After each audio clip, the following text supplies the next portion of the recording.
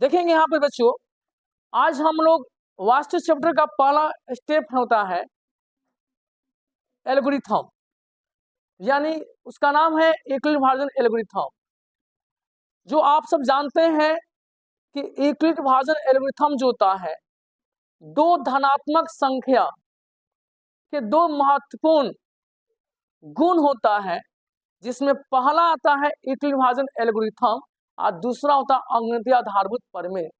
जो आप ये भी भली भांति से जानते होंगे, नहीं तो हम जो बता सुनेंगे। यूक्लिड विभाजन एल्गोरिथम का जो संबंध है वो पूर्णांकों के विभाजकता से संबंधित होता है।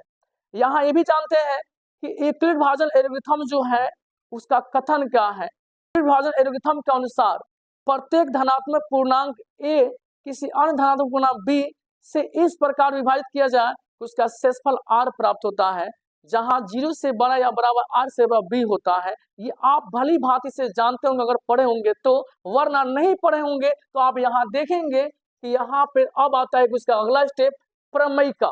प्रमेयिका को हम इंग्लिश में लेमा कहते हैं। तो प्रमेयिका क्या है, ध्यान से देखेंगे।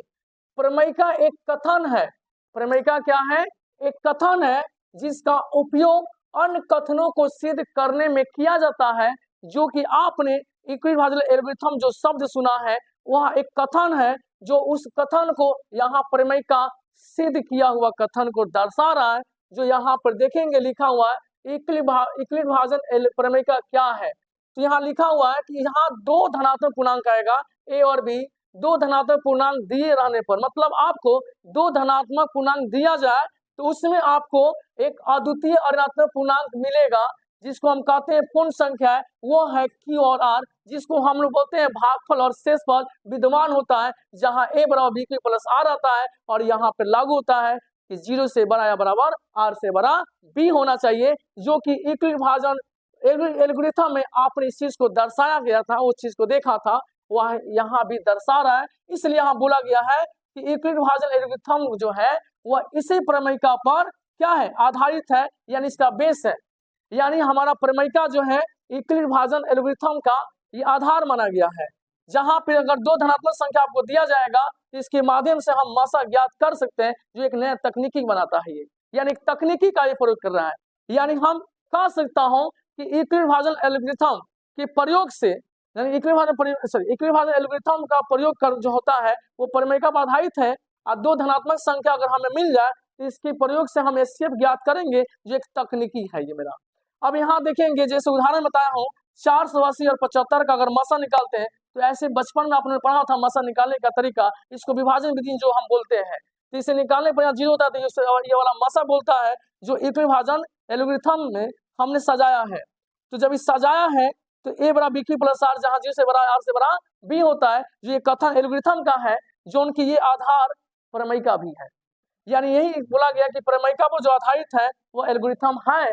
बट यहाँ ध्यान देने वाली थोड़ी सी बात है, थोड़ी सी आपको समझना होगा, ये बाद में समझेंगे। पहले यहाँ लिखा गया है यूक्लिड विभाजन एल्गोरिथम का प्रत्येक चरण प्रमेयिका कहलाता। यानी हम ये जो बनाया हो ये सारे के सारे एल्गोरिथम बोलता है, लेकिन बहुत सारे चरण है। तो चरण का मतलब क्या होता है, थोड़ी से यहाँ एक बात और समझेंगे, बढ़िया से आपको समझ में आ जाएगा कि सचमुच में प्रमेयिका कौन है और एल्गोरिथम प्रमेयिका क्या है और एल्गोरिथम क्या है, दोनों को स्पष्ट में कर देता हूँ। देखिए यहाँ लिखा हुआ है यूक्लिड विभाजन एल्गोरिथम, मतलब उसमें एल्गोरिथम क्या है, यहाँ ध्यान देंगे। यहाँ सुपरिभाषित चरणों की एक श्रृंखला होती है। यानी एल्गोरिथम जो शब्द आप सुन रहे हैं ये एक बहुत सारे चरणों का एक श्रृंखलन होती है।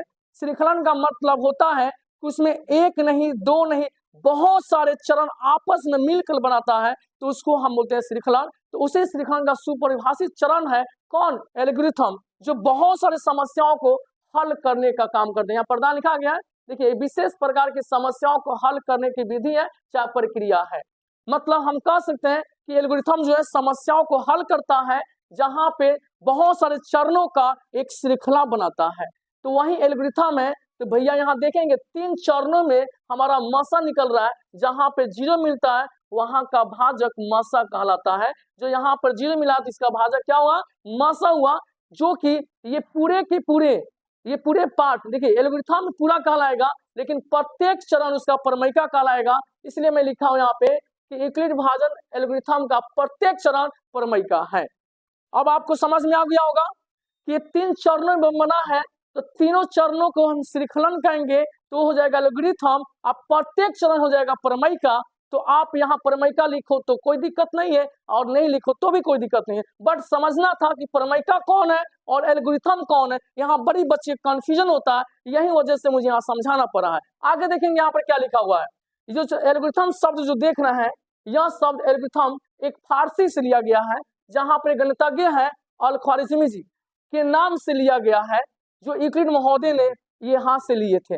दो धनात्मक संख्याओं ए और बी अगर आपको मिलेगा तो मैं हमेशा आपको ए बड़ा होना चाहिए बी से, और उसका मसा अगर ज्ञात करने के लिए, अगर ज्ञात करना चाहते हैं, ज्ञात कर रहे हैं, हालांकि दो धनात्मक संख्या से ही मसा निकलेगा, तो ज्ञात करने के लिए निम्नांकित चरणों की आवश्यकता पड़ेगा।